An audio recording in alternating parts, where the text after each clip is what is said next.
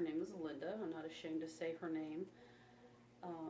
She used hypnosis a lot to control.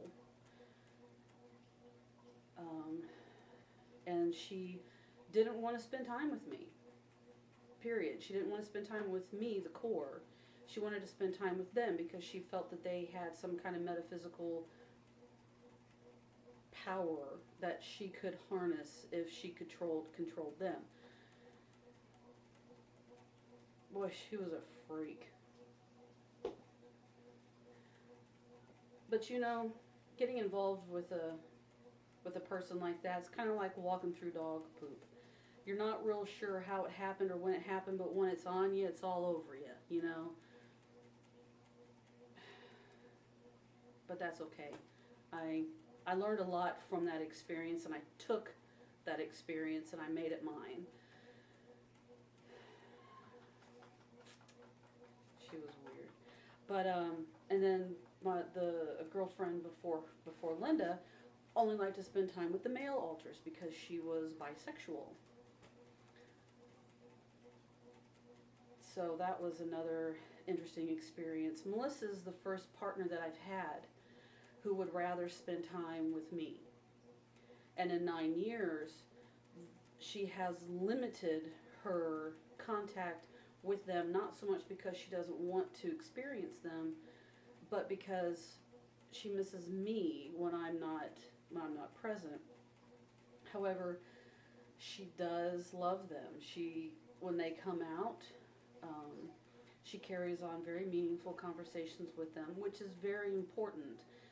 If you are someone with MPD or DID and freshly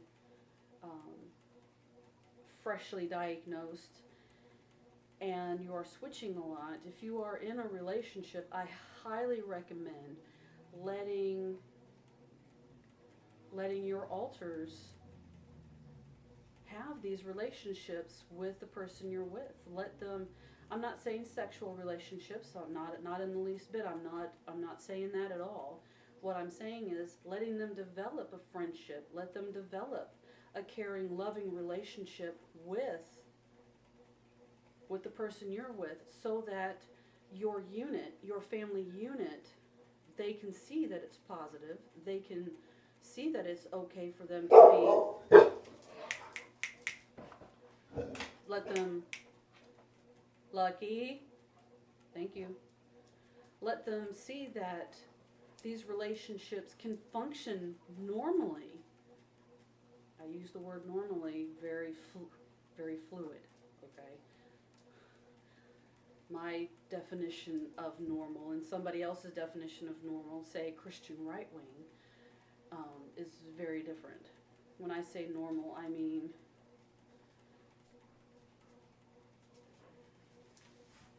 having friendships that don't hurt, having relationships with other people that don't hurt, having a family that you create based on your friends, not biological family.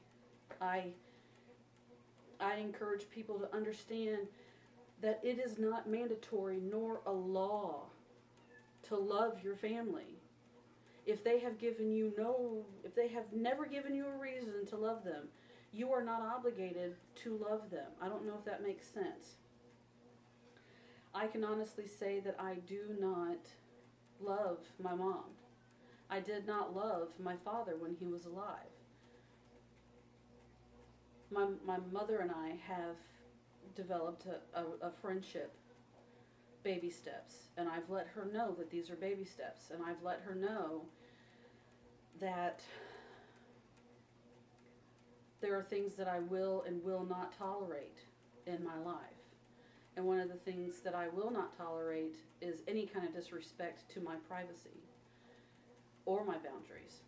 So when I say that I don't even love my little sister, I don't know her. I grew up with her, but we grew up in the same house, but because she and my father were very close, they developed this kind of pact mentality with just the two of them, that excluded everybody else, including my two older sisters that didn't live with me and one older sister that did. There was their life, and then here was everybody else outside of their life.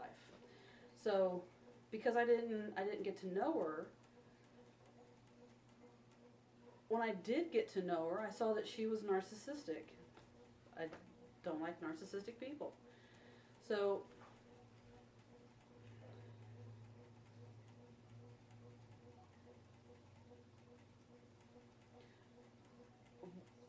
what am I trying to say? Everything in your life is within your power to create. Everything in your life is within your ability to be whomever you want to be. The people within you are there to protect you. They are an essence of you. They are everything in your life that is powerful and passionate and compassionate and sympathetic and empathetic and wonderful. They're just fragments of you who have broken off to be something great.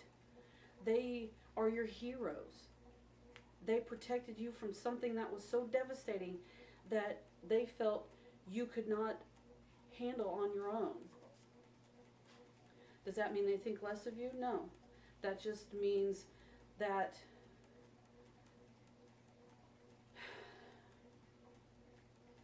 they wanted to protect you. They wanted to make sure that who you grew up to be was someone completely different than who they said you should be.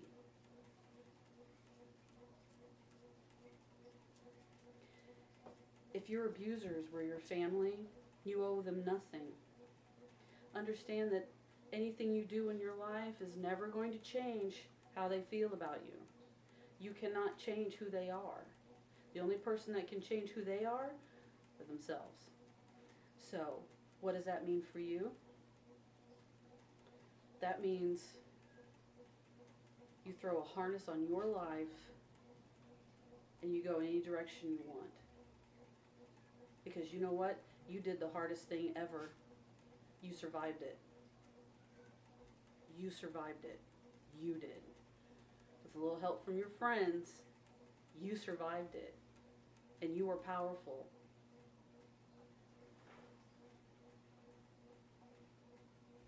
And what does that mean? You're a hero in your own right.